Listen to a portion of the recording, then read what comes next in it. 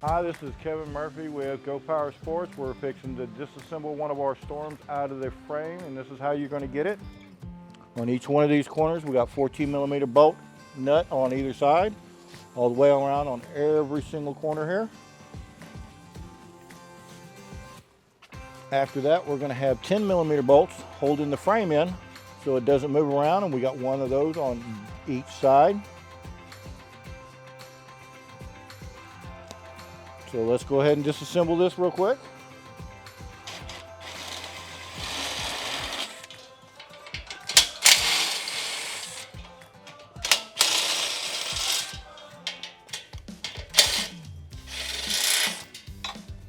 Now that you got all the frame around, all you have to do is just pop it up on either side, break it loose, and remove it.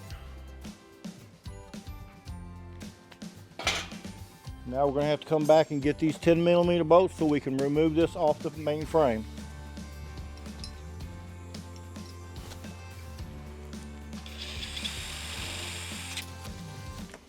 Same thing over here. You just need to get one of the main ones out. Unlock it. Now you can pull it off the frame. For us at GoPowerSports, this is an easy build. For people that have never built a mini bike is why we are showing this video today. And we're going to go step by step, and we'll try to go fairly slow. Kevin's our assembler and our top technician here at GoPowerSports. We at GoPowerSports have a stand that Kevin has purchased that we build on that you probably won't have.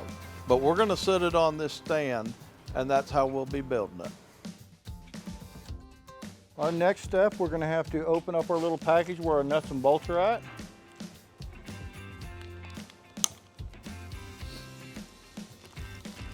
This will be the nuts and bolts to put on your handlebars. All we're going to do is cut the straps loose over here. We got our straps that's tying everything down during shipment. We're just going to undo that. We're going to flip it around and set it right on here and bolt her down. Okay, we're going to cut our handlebars strap loose, pull the handlebars out, unpackage them, and we're just going to flip it completely over, put it right down there, put our nuts and bolts together.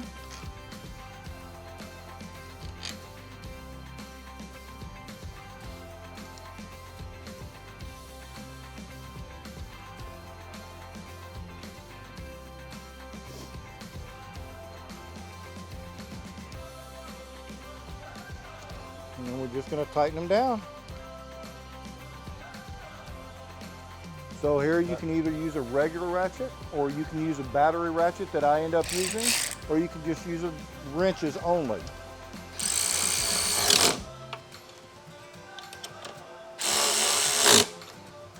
So here at GoPowerSports, we check valve stems.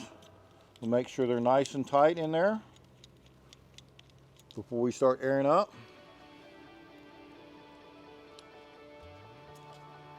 Make sure it's nice and tight so it don't leak air out. And then we can start airing them up in the front and the back. Let's go ahead and get some air in this front.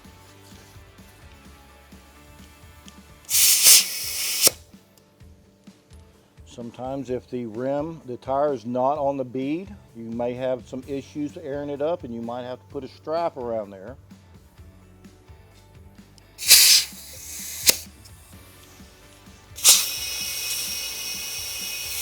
As you can see, it's happening now.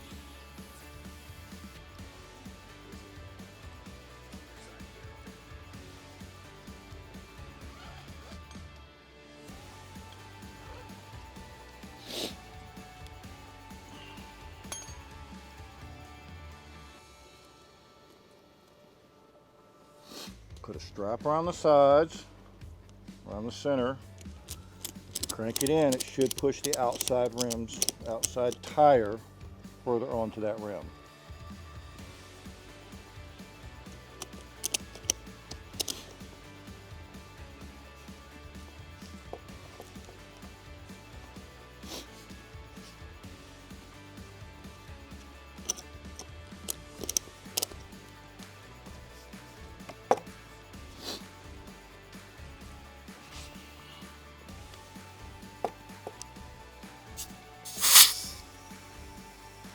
Once you get air in it, then you can release.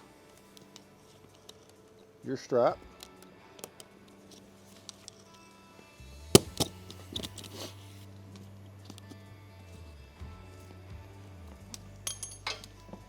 Then you can finish airing it up.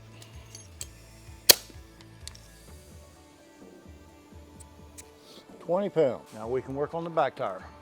Put your valve caps back on.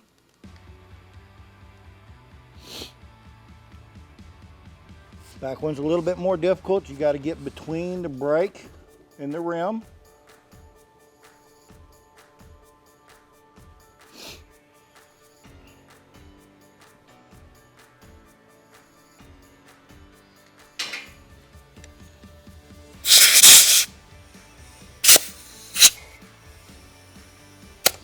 Looking for the same 20 pounds you did on the front.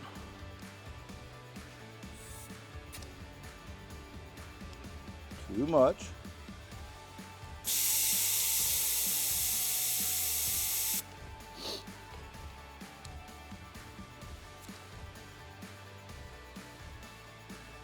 You're looking at 20 pounds. Put your valve covers back on.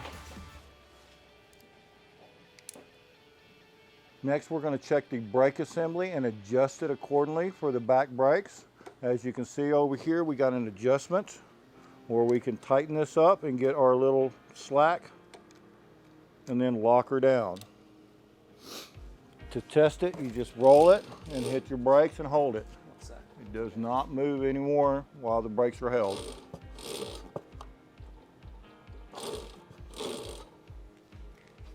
Okay, after we adjust our brake, we're going to lock the lock nut down. We're going to lightly tighten it down with a pair of pliers so it doesn't come loose and loosen up your brake assembly. Check to make sure our jam nuts are locked down on our throttle cable so none of this is going to be loosening up while you're taking a ride.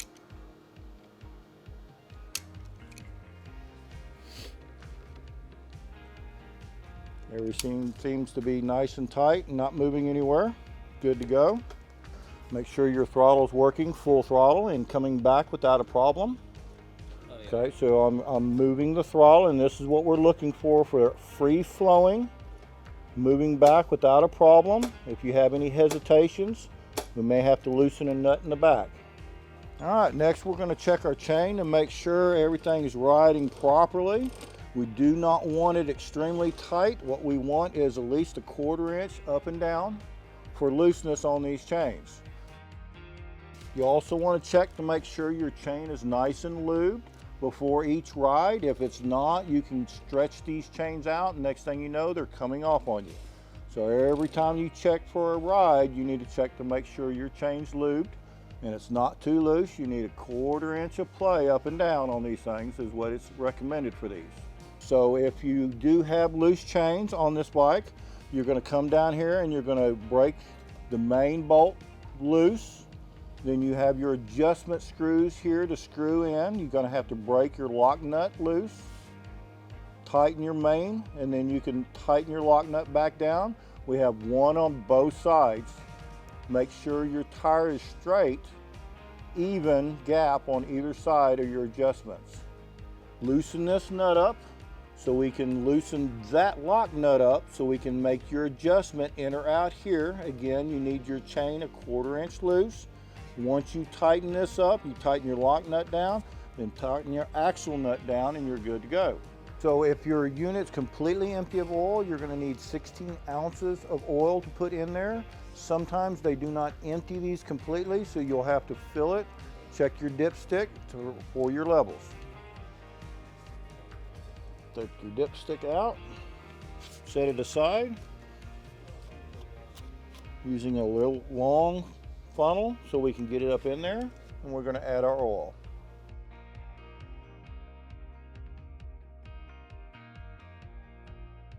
We're going to start with about 12 ounces of oil to start off with, and then check the oil level and then add accordingly.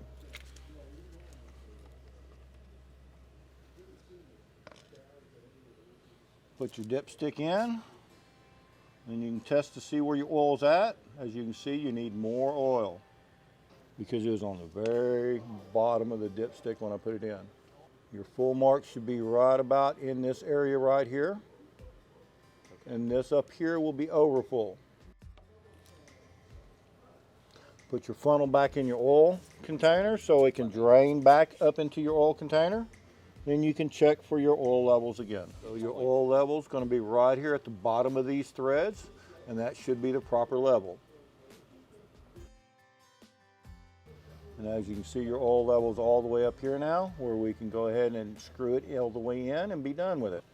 Put your cap back on, make sure it's nice and snug or it's going to leak oil.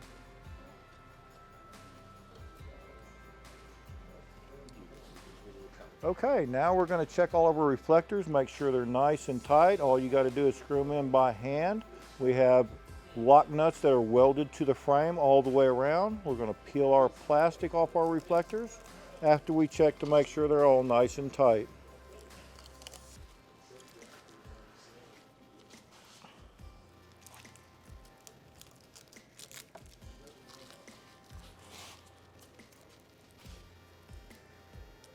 As you can see, the back piece here is a little off. That means it's loose.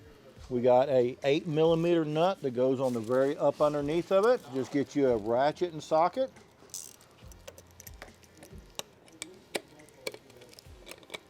And then you can tighten it up by spinning it.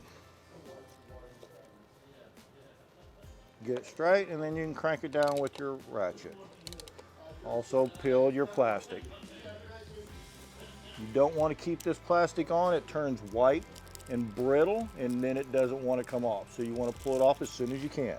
So we're going to be able to take off the plastic if you like, or you can leave the plastic on the seats. We got a 14mm nut that goes right up underneath here to loosen up, and then we have two 10mm nuts up underneath here to remove. Then you can remove your seat and pull the plastic off if you like. If not, you can leave the plastic on. So now we're going to fill up our unit. We use non-ethanol gas at GoPowerSports, so there's no clogging of any of the carburetors. So when you're filling this up, you need to also realize in here there's a fuel level. You do not want to go higher than this fuel level here. If you do, our ventilation over here will get clogged with fuel, and then the unit's not going to run right. This is your fuel level. The little red line on the filter is your fuel level. Do not go past that, or you will clog up your vent and it will not run right.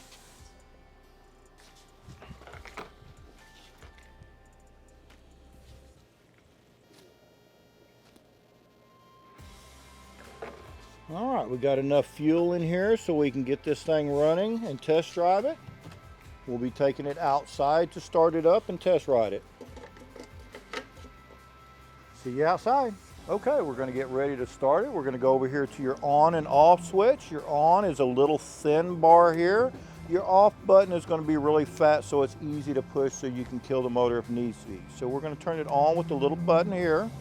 We're going to come down here. Your fuel is off in this position. Your choke is off in this position. So we're going to turn our fuel on. We're going to turn our choke on to start this motor up. Yeah.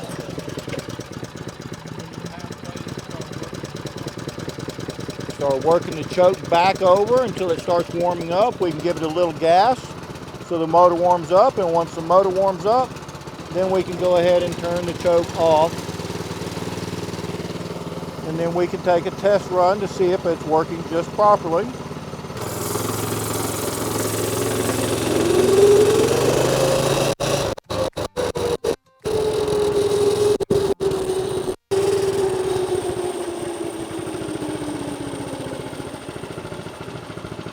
All right. Now that you're satisfied everything is running good, have fun riding.